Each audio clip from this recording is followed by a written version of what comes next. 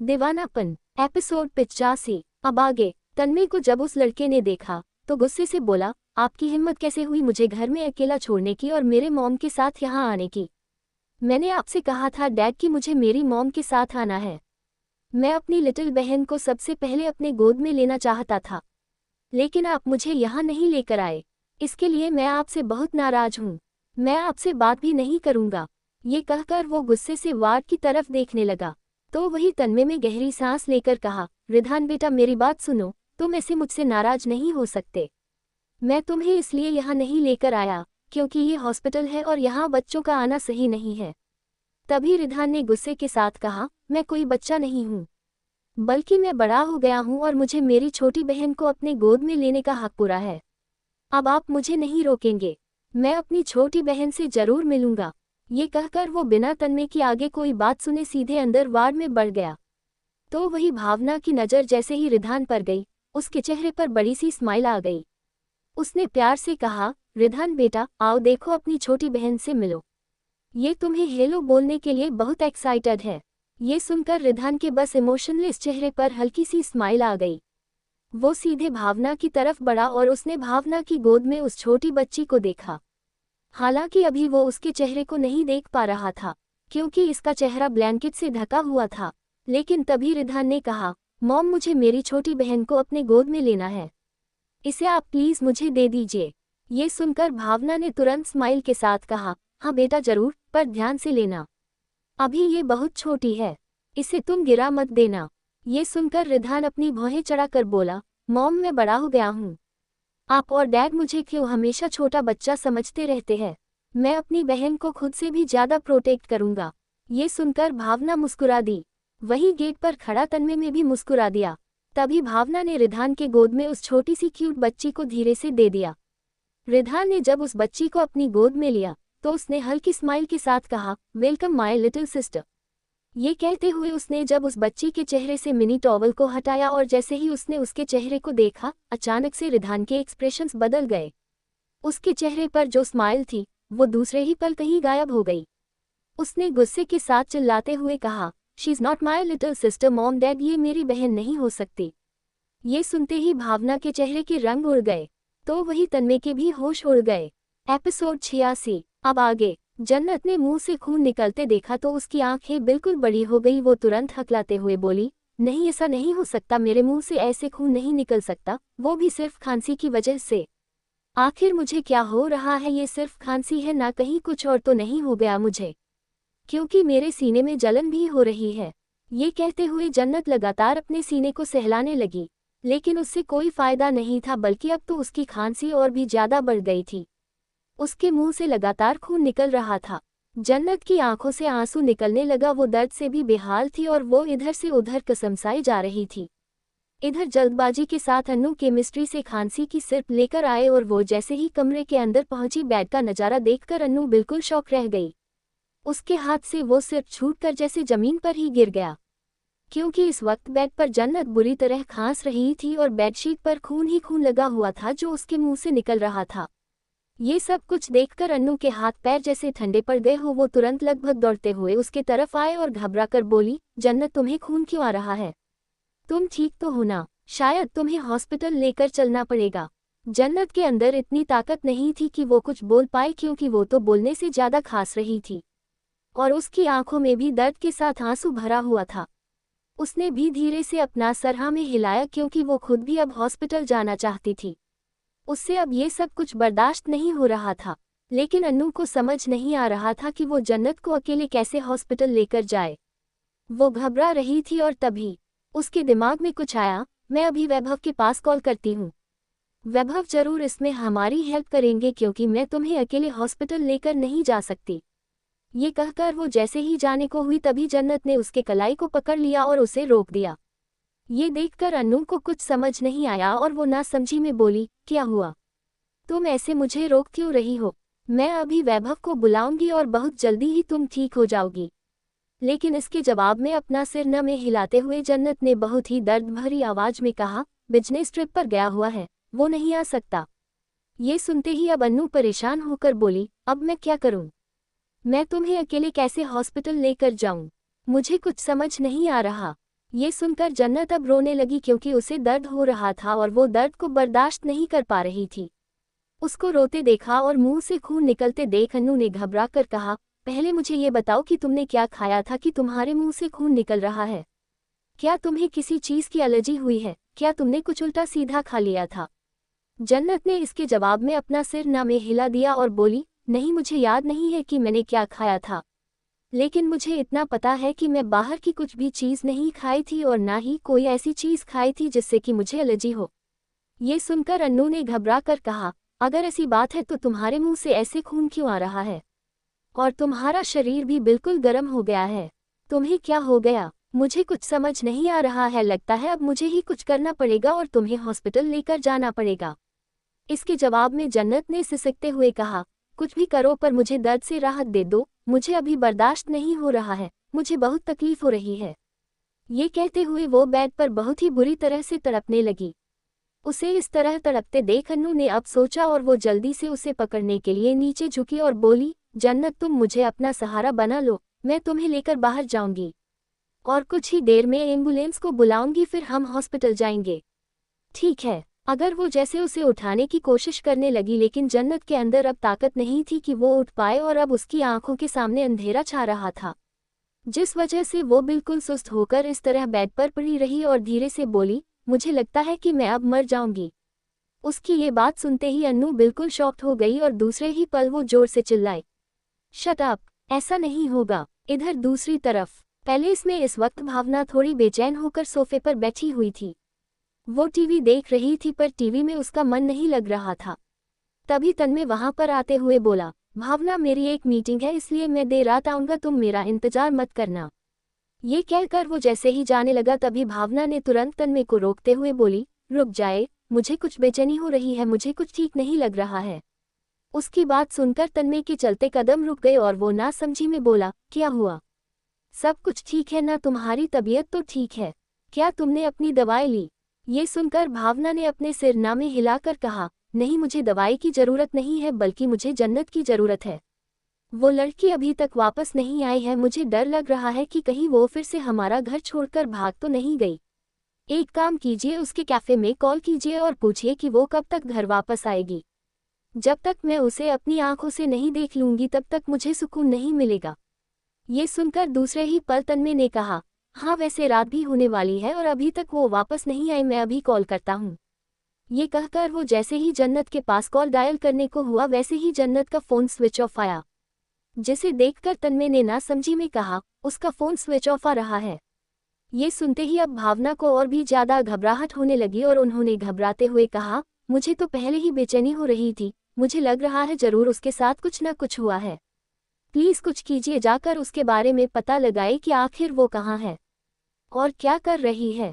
ये सुनकर तन्मय ने कहा, ऐसा कुछ भी नहीं हुआ होगा, वो ज़रूर अपनी फ्रेंड के साथ उसके घर चली गई होगी या फिर अपने अपार्टमेंट चली गई होगी। मैं अभी उसके फ्रेंड के पास कॉल करता हूँ क्योंकि मैंने उसकी दोस्त का नंबर ले लिया था। ये सुनकर भावना ने भी अपना सिर हिलाया। इसके बाद तन्मय ने अन्नू के पास कॉल डायल किया, लेकिन अन्नू का भी फ़ोन बंद आ रहा था। ये देखकर अब तन्मय को भी कुछ समझ नहीं आया और वो ना समझी में बोले, आखिर क्या हुआ होगा उसके साथ? लगता है मुझे अब खुद ही कैफे जाकर पता करना होगा। ये सुनकर भावना ने भी तुरंत कहा, हाँ हाँ, जल्दी जाए और पता कीजिए, मैं आपका बेसब्री से इंतजार कर रही हूँ। इसके जवाब में तन्मय ने अपना सिर हिलाया और वो वहां से चला गया। इधर भावना बेचैनी के साथ सिर्फ तन्मय को जाते हुए देखती रह गई। लेकिन इधर दूसरी तरफ जन्नत अभी भी बुरी तरह दर्द में तड़प रही थी। अन्नू को समझ नहीं आ रहा था कि वो करे क्या, क्योंकि एम्बुलेंस भी अभी तक नहीं आई थी और वो जन्नत को इस तरह तड़पते हुए नहीं देख सकती थी। तभी जन्नत की सांस ऊपर नीचे होने लगी और उसके हाथ पैर भी ठंडा पड़ गए थे। ये देखकर अन्नू तुरंत उसके हाथ को सहलाते हुए जल्दी से बोली, संभालो खुद को, बस जल्दी एम्बुलेंस आने वाली है, मैं बहुत जल्द तुम्हें हॉस्पिटल लेकर जाऊंगी। लेकिन जन्नत में अपनी पलकें लगातार झपकाते हुए दर्द में बोली, शायद अब मैं मर जाऊंगी, मैं अब जिंदा नहीं बचूंगी, मेरे बिना तुम अपना ख्याल रखना, शायद अब मैं। इसके आगे वो कुछ कह पाती उससे पहले ही उसकी आवाज़ बंद हो गई और आंखें भी एकदम से बंद हो गई। ये देखते ही अन्नू जोर से चिल्लाए और घबरा कर बोली, जन्नत आंखें खोलो। लेकिन तभी झटके के साथ उस कमरे का दरवाजा खुल गया। ये सुनते ही अन्नू ने तुरंत गेट की तरफ देखा और गेट पर मौजूद इंसान को देखते ही बिल्कुल शॉक हो गई। लेकिन वो इंसान सीधे जन्नत के पास आया और बेडशीट पर लगे खून को और जन्नत को ऐसी हालत में देखते ही उसके हाथों की मुट्ठियां कसकर बंद हो गई और उसके चेहरे के एक्सप्रेशन डार्क हो गए। एपिसोड 87। अब आगे। अन्नू ने दूसरे ही पल सामने की तरफ देखा। रिधान को वहां पर देखते ही अन्नू को कुछ समझ नहीं आया। लेकिन वही रिधान तेजी के साथ अंदर की तरफ बढ़ा और उसने दूसरे ही पल जन्नत के चेहरे को देखा। चारों तरफ खून था जिसे देखते ही रिधान के माथे की नसें उभर कर दिखने लगी। उसके हाथों की मुट्ठियां बिल्कुल कसकर बंद हो गई और वही जन्नत बिल्कुल बेहाल और बेजान हालत में पड़ी हुई थी। दूसरे ही पल रिधान गुस्से से चिल्लाते हुए बोला, किसने किया इसके साथ ये सब कुछ? अन्नू जो इंसान के चिल्लाने से काफी ज्यादा डर गई, वो तुरंत घबरा कर बोली, मुझे नहीं पता ये सब कुछ कैसे हुआ, पर अभी हमें इसे अस्पताल लेकर चलना पड़ेगा। ये कहते हुए अन्नू जैसे ही जन्नत को संभालने के लिए नीचे की तरफ झुकी, तभी रिधान ने गुस्से के साथ उसे दूर कर दिया और खुद जन्नत को अपने गोद में उठाकर बोला, डोंट टच हर, इसे अब कोई छुएगा भी नहीं। इसी के साथ वो उसे सीधे अपने गोद में लेकर वहां से बाहर निकाल गया और इधर अन्नू को तो कुछ समझ ही नहीं आया और वो नासमझी में बोली, आखिर ये सब हो क्या रहा है और ये इंसान कौन है और जन्नत को इतनी जल्दी ये सब कुछ कैसे हो सकता है? पर ये सारा खून, जरूर कुछ ना कुछ तो इसके साथ बहुत बुरा हुआ है, मुझे भी जाना पड़ेगा। ये कहते हुए वो तुरंत उसके पीछे पीछे बाहर की तरफ निकल गई। इधर कार काफी तेज रफ्तार के साथ चल रही थी। जन्नत बेजान हालत में रिधान की बाहों में थी। रिधान के शर्ट पर भी उसके मुंह से निकले खून के धब्बे लग चुके थे, लेकिन इस वक्त रिधान की आंखों में भी खून था। वो बस एकटक जन्नत के चेहरे को ही देखे जा रहा था। फ्रंट सीट पर बैठा असिस्टेंट जन्नत की ऐसी हालत देखकर थोड़ा घबराकर बोला, सर उनके मुंह से बहुत ज्यादा खून निकल रहा है, आखिर इन्हें ऐसा क्या हो गया है? लेकिन इसके जवाब में रिधान ने कुछ नहीं कहा, वो बस जन्नत को ही खामोशी के साथ देखता रहा। असिस्टेंट फिर चुप हो गया। कार रफ्तार के साथ चल रही थी, लेकिन कुछ ही सेकंड में रिधान गुस्से के साथ चिल्लाते हुए बोला, हम कब तक हॉस्पिटल पहुंचेंगे? अगर तुम सबको कार तेज चलाना नहीं आता तो अभी के अभी निकल जाओ कार से। उसके ये कहते ही ड्राइवर डर के और तुरंत तेजी के साथ कार चलाने लगा। देखते ही देखते कार काफी तेज रफ्तार के साथ चलने लगी और कुछ ही देर में अस्पताल के बाहर रुकी। रिधान दूसरे पर जन्नत को अपनी बाहों में सिमटे बाहर निकला और उसे सीधे अंदर की तरफ लेकर बढ़ गया। अंदर पहले ही चारों तरफ गार्ड्स लगे हुए थे। रिधान उनका गार्ड्स के बीच जन्नत को अपने सीने से लगाए अंदर की तरफ बढ़ रहा था। जन्नत के हाथ पैर बिल्कुल बेजान हो गए थे। वहां डॉक्टर पहले से ही तैनात थे। जैसे ही जन्नत वहां पर पहुंची, रिधान ने उसे स्ट्रेचर पर सुलाते हुए और डॉक्टर की तरफ देखकर अपनी ठंडी आवाज में बोला, ये मुझे सही सलामत चाहिए, अगर इसे कुछ भी हुआ तो मैं तुम सबकी जान ले लूंगा। डॉक्टर ये सब सुनकर घबरा गए। तभी असिस्टेंट ने रिधान को थोड़ा हिचकिचाकर संभालते हुए कहा, सर प्लीज संभालिए खुद को, वो ठीक हो जाएंगे। ये सुनते ही रिधान असिस्टेंट की तरफ गुस्से के साथ देखकर बोला, पता लगाओ इसके साथ ये सब कुछ किसने किया है। ये सुनकर असिस्टेंट ने नासमझी में कहा, शायद ये कोई बीमारी होगी। ये सुनते ही रिधान ने उसके कॉलर को पकड़कर कहा, इससे ज्यादा मैं इसको जानता हूँ। इसे आज तक कोई बीमारी नहीं है और ना ही इसे कोई इंटरनल इंजरी है, इसलिए मैंने जितना कहा है उसे करो। ये सुनकर असिस्टेंट ने फिर तुरंत अपना सिर हिला दिया, जिसके बाद डॉक्टर वहां से अमानत को लेकर सीधे ऑपरेशन थिएटर की तरफ बढ़ गए। इधर रिधान बस खामोशी के साथ खड़ा उसे जाते हुए देखता रह गया। रिधान की शर्ट पर खून के धब्बे लगे हुए थे, जिसे देखकर असिस्टेंट ने फिर से थोड़ा हिचकिचाकर कहा, सर आप चेंज कर लीजिए। लेकिन रिधान ने दांत पीसते हुए कहा, तुम अभी भी यहीं पर खड़े हो, जाओ जाकर पता लगाओ, तुम्हारे पास सिर्फ 1 घंटे हैं। ये सुनते ही असिस्टेंट डर गया और तुरंत अपना सिर हिलाया, जिसके बाद वो भागते हुए वहां से चला गया। इधर रिधान वही दीवार से टिकर खड़ा हो गया और उसने सिगरेट जला दी। लेकिन अभी कुछ ही देर हुआ था कि वहां मानिक आया और रिधान को देखते ही वो तुरंत हैरानी के साथ बोला, रिधान मैंने सुना तुम अपनी मीटिंग बीच से ही छोड़कर चले आए, आखिर तुम हॉस्पिटल में क्या कर रहे हो, सब कुछ ठीक है ना? रिधान ने सिगरेट पीते हुए कहा, एवरीथिंग इज फाइन। ये सुनते ही मानिक की नज़र उसके शर्ट पर लगे खून के धब्बे पर चली गई, जिसे देखते ही मानिक ने हैरानी के साथ कहा, अगर सब कुछ ठीक है तो तुम्हारे शर्ट पर ये खून के धब्बे क्या कर रहे हैं? आखिर हुआ क्या है और ऑपरेशन थिएटर के अंदर कौन है? ये सुनते ही अब रिधान ने गुस्से के साथ कहा, उसका ऑपरेशन हो रहा है, उसकी कंडीशन क्रिटिकल है। जैसे ही मानिक ने ये सुना वो शॉक हो गया और शॉक होकर बोला, उसकी कंडीशन क्रिटिकल है और तुम कह रहे हो कि सब कुछ ठीक है? लेकिन उसके साथ ऐसा कैसे हो गया और मुझे समझ नहीं आ रहा है इतनी बड़ी प्रॉब्लम कैसे आ सकती है। तभी रिधान ने सिगरेट को जमीन पर फेंक दिया और उसे अपने जूते से मसलते हुए बोला, उसके साथ जो कुछ भी हुआ है मैं जल्दी पता लगा लूंगा कि किसने किया है और क्यों किया है। ये सुनकर मानिक की आंखें बड़ी हो गई और उसने कहा, इसका मतलब ये सब कुछ किसी ने जानबूझकर किया है, ये कोई नेचुरल नहीं है। ये सुनकर रिधान ने शातिराना तरीके से कहा, नहीं ये कोई नेचुरल नहीं है, बल्कि ये तो इंटेंशनली किया गया है और जिसने भी किया है बहुत जल्द वो मेरे कब्जे में आएगा। ये सुनकर मानिक ने कहा, मैं डॉक्टर से बात करता हूँ और पूछता हूँ कि असलियत में उसे क्या हुआ है।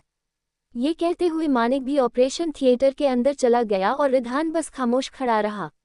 इधर दूसरी तरफ एक छोटे से घर के अंदर एक आदमी अपने हाथ में वाइन की बोतल लिए सोफे पर बैठा मुस्कुरा रहा था और वो इस वक्त एक लड़की को ही देखे जा रहा था। तभी उस लड़की ने गहरी सांस लेकर कहा, मैंने अपना काम कर दिया है, अब आप मुझे ये बताएं कि मैं उन तक कैसे पहुंचूंगी, क्योंकि मुझे जल्द से जल्द सबसे भी बदला लेना है।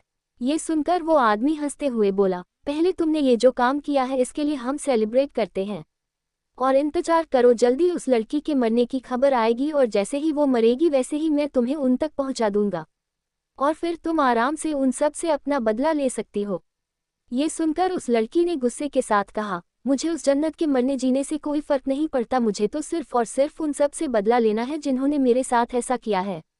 मैं किसी को नहीं छोड़ूंगी और सबसे पहले उस जन्नत की बारी थी, इसलिए जैसा आपने मुझसे कहा था मैंने वही किया और बहुत जल्द वो मर भी जाएगी। ये सुनकर वो आदमी और भी ज्यादा हंसने लगा और हंसते हुए उसके तरफ वाइन की बोतल बढ़ाकर बोला, लो आज तुम भी मेरे साथ पी लो। लेकिन उस लड़की ने गुस्से के साथ कहा, मैं ड्रिंक नहीं करती और ये बात आप भी अच्छे से जानते हैं और अगर आपका हो गया हो तो आप यहाँ से जा सकते हैं, मुझे अब अपने आगे के प्लान्स बनाने हैं।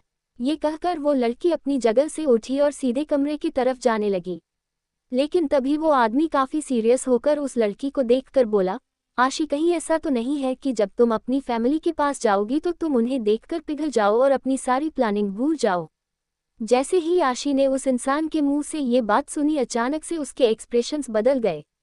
उसने अपने हाथों की मुट्ठियां बना ली और अपनी आंखें बंद करके बोली, मैं अनाथ हूँ, मेरी कोई फैमिली नहीं है, इसलिए आइंदा से कभी किसी को भी मेरी फैमिली बनाने की कोशिश मत कीजिएगा वरना मुझसे बुरा कोई नहीं होगा। ये सुनकर वो आदमी ने हंसते हुए कहा, बस मुझे यही नफरत और जुनून चाहिए तुम्हारे अंदर। अगर इसी नफरत, जुनून और दीवानगी के साथ तुम उन सब से अपनी दुश्मनी निभाओगी तो देखना आगे चलकर तुम उस पूरे एम्पायर पर राज करोगी।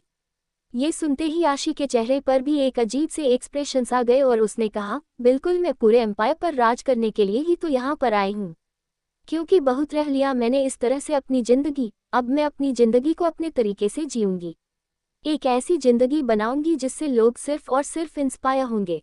मैं दुनिया को दिखा दूंगी कि उन्होंने आज तक जिन लोगों को अपना आइडियल माना है और जिसे इतना ज्यादा प्यार दिया है वो असलियत में पूरी तरह से धोखेबाज है। उद्धरण चिन्ह। ये कहते हुए आशी के चेहरे पर एक अजीब सी स्माइल आ गई और वो वहां से सीधे अपने कमरे की तरफ बढ़ गई। आगे की स्टोरी अगले एपिसोड में।